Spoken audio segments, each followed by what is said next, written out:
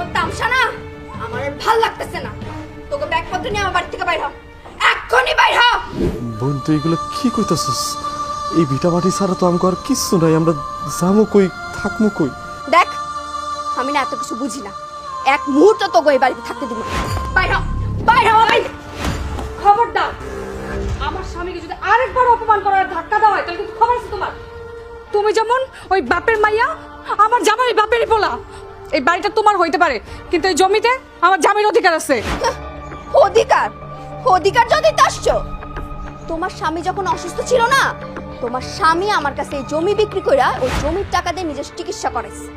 বিশ্বাস হয় না আমার কথা? তোমার স্বামী তো তোমার পাশেই দাঁড়ায় আছে, জিজ্ঞেস করো। আবার আসছে বড় বড় কথা।